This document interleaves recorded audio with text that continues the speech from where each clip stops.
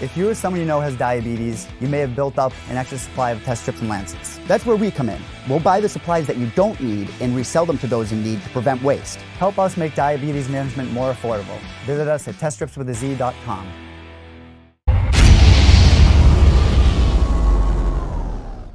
All right, joining me on the show is one of the big stars of this past weekend, picking up the fastest submission in LFA history, over 47-fight veteran Nate Williams. And with that, he is the brand new LFA flyweight champion. Brandon Royval is here. How are you, man?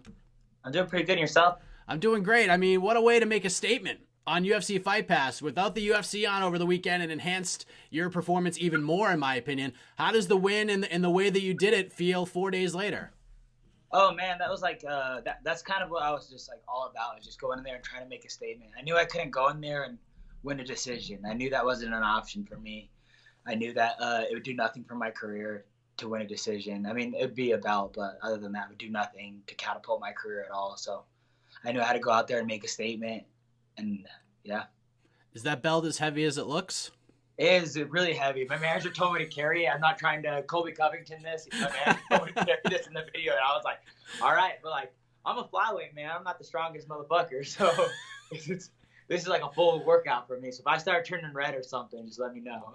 Understand. I mean, if you have to drape it across your lap, that's all good as well. We're not going to judge you for that. But just going back, and I know from talking to hundreds and hundreds of fighters at this point, it's really hard to find somebody more critical of themselves than a professional fighter. But with a performance like that, it's got to be pretty difficult to pick your performance apart, right? Or did you find something watching it back? Like, is there anything to pick apart? No, nothing really, man. I was actually pretty like happy about that one. Honestly, normally I do get like super pissed off, or I'm like, I shouldn't have fucking got on my back or whatever. But I don't know, man. Like, I definitely just kind of risked it all right off the bat, and like I said, it paid off. 20 seconds or 23 seconds or whatever it was, I couldn't really be too mad about anything, honestly. That highlight was everywhere on Friday night and heading into Saturday. How many times, honestly, if you watched that finish, would you say? Oh, I'm probably the one that watched all of them. If it blown up, it's probably all my views. I'm such a douchebag when it comes to that. I watched that thing over and over again. I couldn't even believe it. So, like, as a fighter, man, you like imagine a moment and then you like kind of picture in your head over and over again, and like when it ends quickly, or like when it's over, it doesn't even seem real, man. It doesn't even seem like it happened. It seemed like I kind of just imagined it. So I had to keep watching. I'm like, is that really me? Is that really happened? Like, holy fuck. And so I don't know. Like I said, I'm probably most of the views on it, so don't hype me up like that. Do you feel? I mean, this is kind of a cliche thing, but did you feel almost like superhero-ish going back and watching? Like, because you're in the cage, you're part of what's happening, and you're trying to visualize it in your head. Seeing it back, you're just like, damn, this is special stuff. Well, honestly, man, all that stuff is like things I've done a million times in the gym before, except for like the flying knee. So pretty much like even in the fight, I knew he was gonna run across the cage. He does that kind of a lot. He just starts dashing across the cage.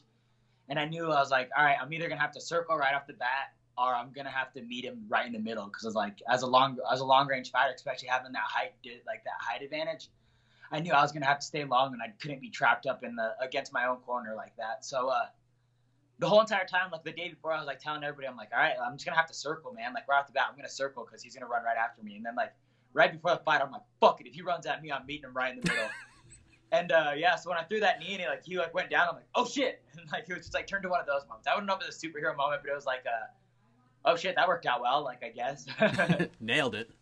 Yeah, right, exactly. So you were supposed to fight Jared Scoggins originally on this card, but then you end up getting Nate Williams, and Nate has all that experience, so it's a nice notch under the belt. But you could definitely make the argument that Jared was a little more of a familiar name to a lot of MMA fans. Did the late switch force you to have to change a lot of things up? I mean, clearly it worked out, but were you a little bit bummed that you didn't get to fight Jared? I don't know. I wouldn't say necessarily bummed, but like I was just so happy that it worked out, honestly. Like, because my coach texted me, like, when you're in fight camp and like you're getting really close to a fight, if you miss a bunch of calls from a coach or a manager, your heart's racing, man. So as soon as I knew I missed the call, and like I'm like, I gotta call me back when you get this, and I'm like, oh shit, man. So I think immediately, man, I was just happy that I got a fight, man, because there was a moment where I was like, all right, well, like there goes that. I sold so many. This is a man. Broomfield. I live in Denver.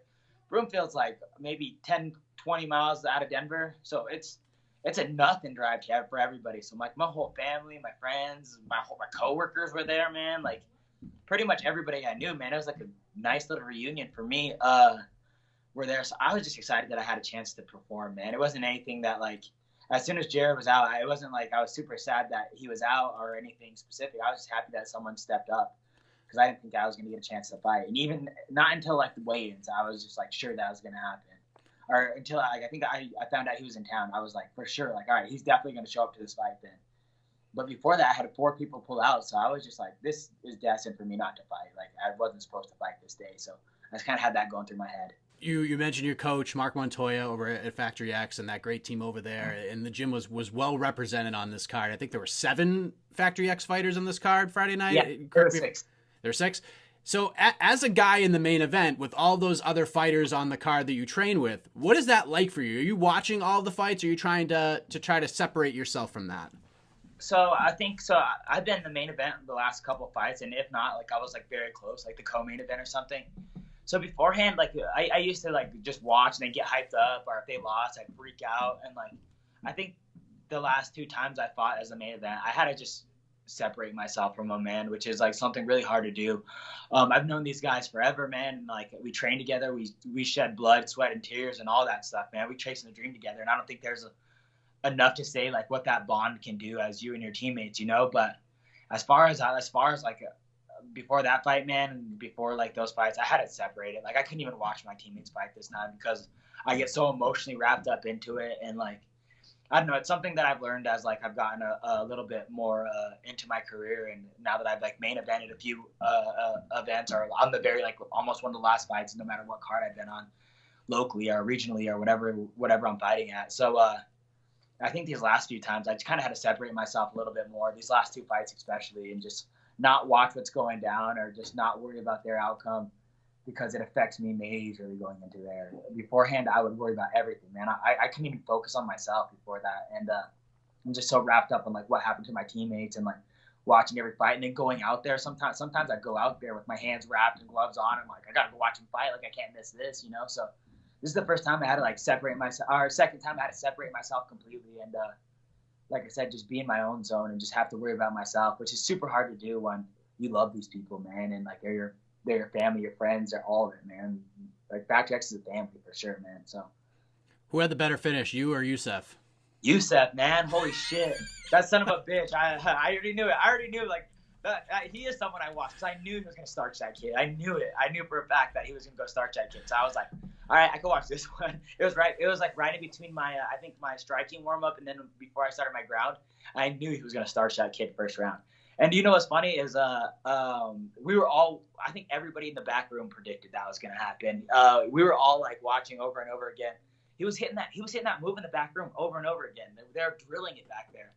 And he threw that kick, and I was like, uh-oh, here comes that switch knee. And he jumped into it, and that guy went flat. And we're like, oh, my God. Yeah.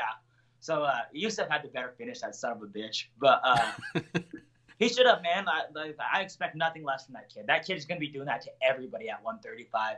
I think at 135, you're going to see a whole new Youssef Zalal, and I'm excited to see his career form at that weight class. And I'm excited that he just realized his capability, that he's a knockout artist. He's a killer striker. And it's going to be exciting. Now that he has a knockout under his record, I think he's going to believe in that a lot more. I think you're going to see some crazy shit out of this kid. It's going to be awesome. You're obviously all on the same team, but still, it's the fight game. There's a lot of machismo going on in that room. So when you share cards with teammates, and obviously something tells you and Youssef have a little back and forth here. Of course, you all want to walk away with wins, but yeah. is there sort of like an internal competition to steal the show between you guys? Yeah, definitely, man. I think that all the time. I think we have 2 of my teammates, Jorge, that fought on that card, and then a kid named Nate Williams. We fought the same guy, and we all beat him. I think we all finished him too. But I was just talking shit. I was like, yeah, I finished him faster than both you guys. Like, so I don't know. It's always some sort of competition in there, and like you wouldn't want it any different way because we keep upping the bar, we keep raising the level. I think even like with Youssef and I, like he hit like we do a strength and conditioning. All of our team does strength and conditioning together, and we were hitting like 13 miles on the treadmill, like on our sprint, and our minute sprint. And he's like, you hit 13? He's like, I'm going 14. I'm like, you're going 14, I'm going 15. And then like we've been up in the bar. So I'm the fastest I've ever been because me and him been talking shit for the last couple of months. We've been in training camp. We've been in a fight camp together for like 4 months now. So, like I said, I think it's just all competition, especially with him and I specifically. We have the same nutritionist, and we do like strength and conditioning at the same time. So it's a constant competition. I'm like, how close are you to weight? He's like, oh, I'm 10 pounds out. I'm like, oh, I'm 9 pounds out, fat ass. Like, so it's always something, man. It's always something, especially with him, man, because he likes to talk shit, and I like to talk shit, and it's who we are a little bit. Like you said, your family at Factory X, but would you consider Youssef like your brother, so to speak? Like you guys have that brotherly relationship? Yeah, straight up. I've known Youssef since he was, I would like to say 19 or 18 when he came in here. And the first time he came in, me and him, he came in on a sparring day, and him and I, like, straight up brawled. Like, it wasn't even like a spar. Like, me and him were trying to murder each other. So we still talk shit to each other about just that day itself. But yeah, we're family, we're friends. I know his wife. We go out to dinner together. And it's not even like that with just him. It's a lot of those guys at Factory X. I know their whole entire family. We know each other personally. They know what's going on in my life, who I'm dating, who I'm not dating. They know my parents. If my mom was to walk in or my dad was walking to the gym, everybody at Factory X would greet her, and they know exactly who she is by name.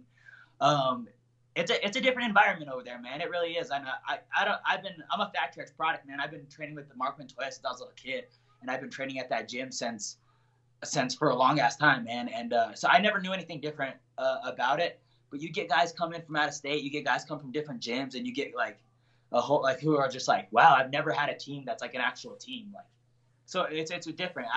We do all of our jiu-jitsu, all of our wrestling, all of our striking at that same exact gym, where some other gyms go separate places. Like even gyms in Colorado, they'll do wrestling over here, they'll do striking over here, they'll do it. You know what I'm saying? So, but us, we do it all together, man. I'm around those guys at least 4 hours a day, man. So it's super nice to just, I don't know. It's a family.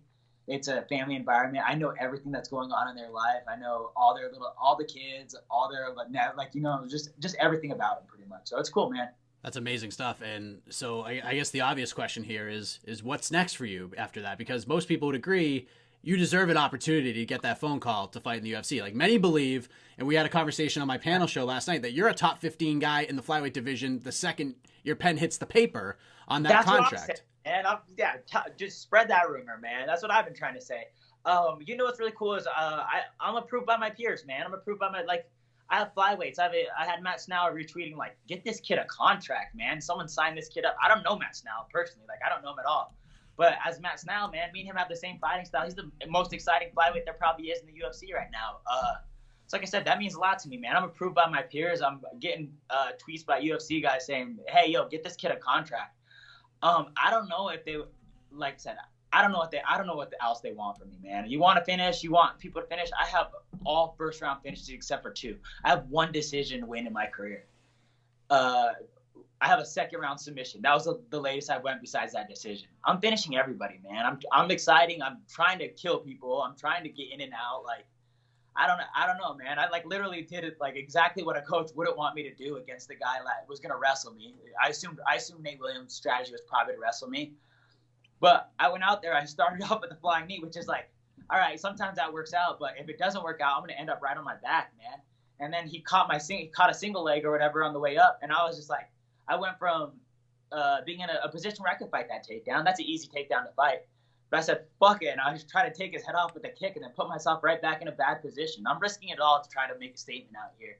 I don't know what else they want from me, but like I said, if you guys want to see more of that, man, if you guys want to see more of that, then fuck it. I'll keep trying to prove myself to everybody. I'll keep trying to turn heads. I don't really give a shit. But at the same time, I've been paying my dues, man. Give me some money. I'm trying to get at least over $5,000 my next fight. You know what I'm saying? I'm not trying to beg everybody for a sponsorship and all this, which I appreciate it all, but it's just like, man, I want to quit my job this year. You know what I'm saying? Like, fuck. What do you do for work besides fighting? Oh, I have the best job for a flyweight MMA fighter there's ever been. I work at a juvie correctional facility. So I work at juvie all day. Yeah, it's a cool job, man. It's really cool. They give me an unnecessary amount of respect because one of the teachers showed them my highlight reels and stuff. So, like I said, I get a lot of respect for the kids and stuff. They don't mess with me too much. And like I said, I don't know. It's a really rewarding job too, man. It's super rewarding. You work with kids that I don't know. You see a lot more for them than they see for themselves, and you work with a lot of kids with all the potential in the world, and it'd just be nice if they recognize it a little bit more than, I don't know. Like I said, I see it in them, but like sometimes they don't see it in themselves. So like I said, it's a rewarding job. It's definitely a job that you take a lot home with you. And I don't know, man. Like I said, I've seen some of the best kids in the world come through there, and with some big mistakes, man. And I don't know. It's just, if you could change one kid's life out of that, it'd be way worth it, man. It's a job. Like after I quit it, man, if I do go to UFC and I do make money with this sport, knock on wood, I hope it all fucking works out, because I don't know at this point. But if all that works out, man, and as soon as I'm done, I'm going to go right back to it, because I love this job so much, man. In a perfect world, and I know you're in a pretty interesting position right now, because you may have to be ready very quickly if that phone does ring. If the world was a perfect one, when would you like to get back in there?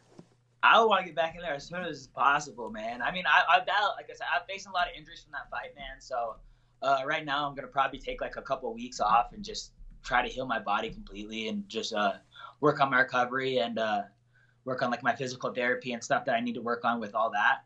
But I don't know, man. At the perfect world, man, I just get like a call and say, oh, we got a guy a month out. Like, so I don't know, whatever. Just fucking anything would be great, man. Honestly, a perfect world is they give me a call anytime, any place. I don't give a shit, man.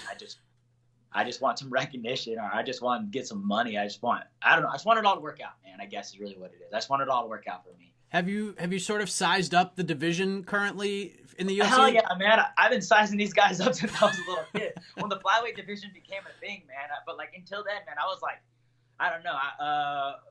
Joseph Benavidez had a fight that fell out in Colorado.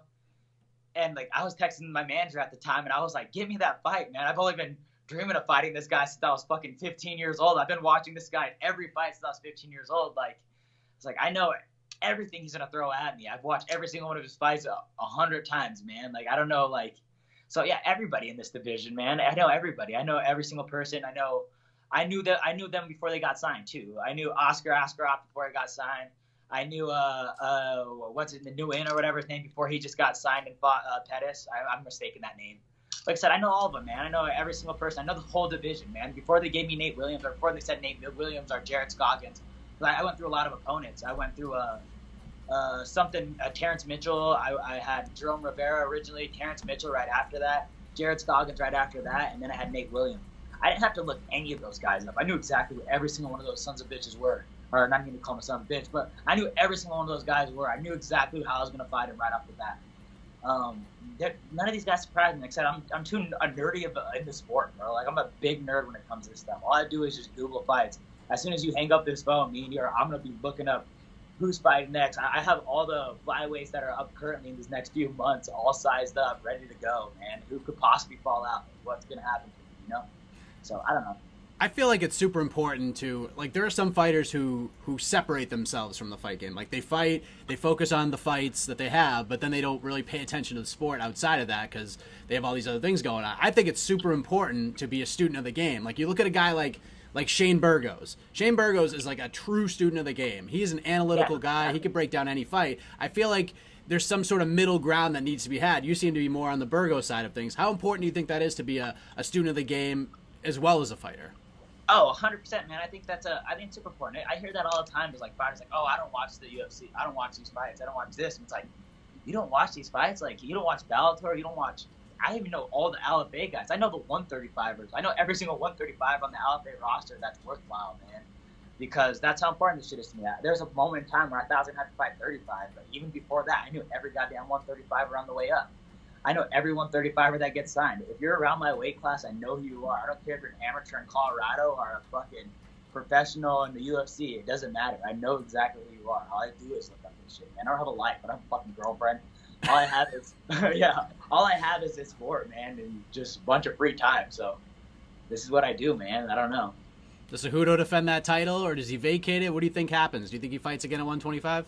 I hope he vacates it, stays at 35, and frees up a spot on the roster for the UFC for my ass. That's what I'm hoping on, but I don't know. Either way, it doesn't matter to me. I don't give a shit. Just as long as I get in there some way. trying to slide in that back door. Well, you are fired up right now, and I think you have as good a chance as anybody right now to get that phone call sooner rather than later. Brandon, incredible win, incredible performance. Congratulations on winning that title, and we appreciate the time very much this afternoon. Before we let you go, let the folks know where they can find and follow you on the web, social media. Let's blow that thing up as well. All press is good press. Any shout-outs, anything else you want to get off your chest? The floor is yours. I'm Brandon Royval everywhere. I think I'm the only Brandon Royval on the world. Be Royval if you can't find it there. I'd like to give a special shout out to Stashbox. Ooh, I have my little vape pen right here. Got my little vape pen, my CBD. Oh, I have all my sponsor stuff right here now. Right here. I want to give a shout out to Cure Native and to Sensation. They're all hemp company. So this looks like joints. They're not joints. CBD. I get drug tested, so not real joints. But this is CBD joints, man. Super helpful for fighters, man. Helps recovery. All that great stuff. Lace and loops. I have the best pair of boxing gloves there's ever been. I just tuck my laces inside my glove and use them that way. I have Play-Doh Rays. They're my favorite thing in the whole entire goddamn world, and I was just disrespecting them until Lace and Loop came along, and now I have something cool to kind of wrap it up in, and I'm not disrespecting my glove anymore. But as far as sponsors, man, if you want to sponsor me, like I said, I'm an exciting fighter. I think like my last 3 fights have gone viral, so like I said, just get at me, man. That'd be awesome. I almost want to sponsor you right now. Yeah, man. You got me all fired up. Right, I almost got hair growing back in my head after this conversation. Thank you so much, man. Congratulations again, and enjoy the holidays, although not too much because you never know what's going to happen, but I hope that phone does ring for you. You deserve it. Me too, bro. I appreciate that, man. That means a lot.